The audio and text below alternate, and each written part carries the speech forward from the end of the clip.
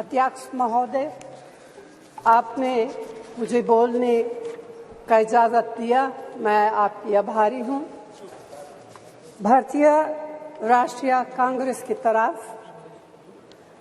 मैं नारी शक्ति बंधन अधिनियम 2023 के समर्थन में खड़ी हुई।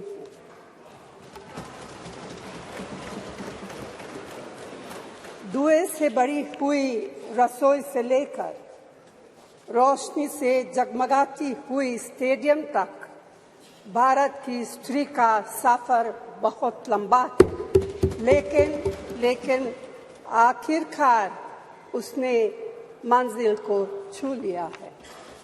उसने जन्म दिया, उसने परिवार चलाया, उसने पुरुषों के बीच तेज दौड़ लगाई और असीम धीरज के साथ अक्सर खुद को हारते हुए लेकिन आखिरी बाजी में जीतते हुए देखा। भारत की स्त्री के हृदय में महासागर जैसा धीरज है। उसने खुद के साथ हुई बेईमानी की शिकायत नहीं की और सिर्फ अपने फायदे के बारे में कभी नहीं सोचा। उसने नदियों की तरह सबकी भलाई के लिए काम किया है और मुश्किल वक्त में हिमालय की तरह अडिग रही। स्त्री के धैर्य का अंदाज लगाना नामुमकिन है। वह आराम को नहीं पहचानती और तक जाना भी नहीं जानती।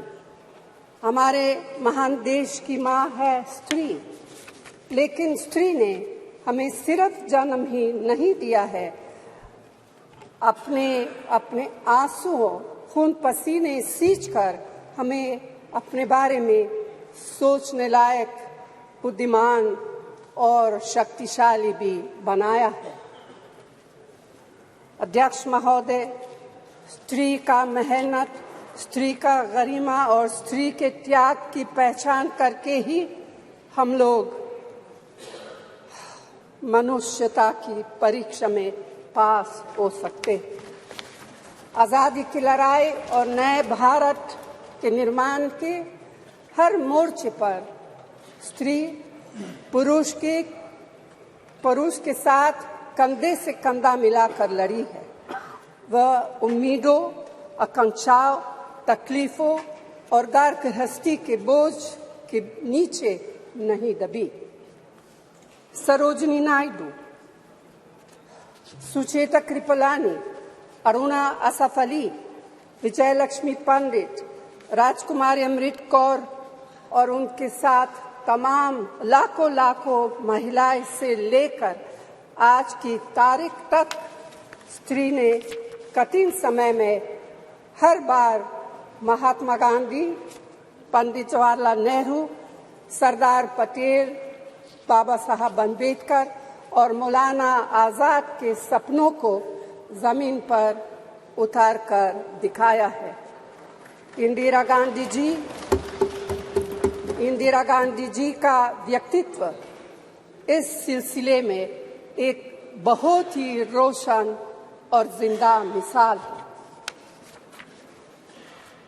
अध्यक्ष महोदय, खुद मेरी जिंदगी का यह बहुत मार्मिक क्षण है।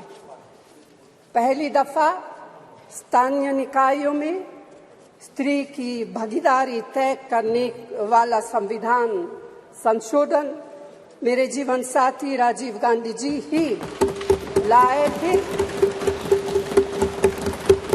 उन्होंने लाए थे जो राज्यसभा में 7 वोटों से गिर गया था।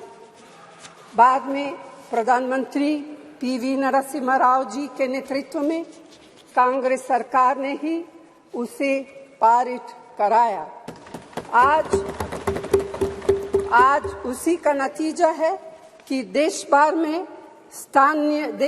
के स्थानीय निकायों के जरिए हमारे पास 15 लाख चुनी हुई महिला नेता है।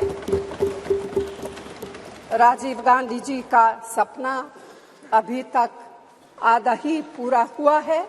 इस बिल के पारित होने के साथ ही वह पूरा होगा। अध्यक्ष महोदय, कांग्रेस पार्टी इस बिल का समर्थन करती है।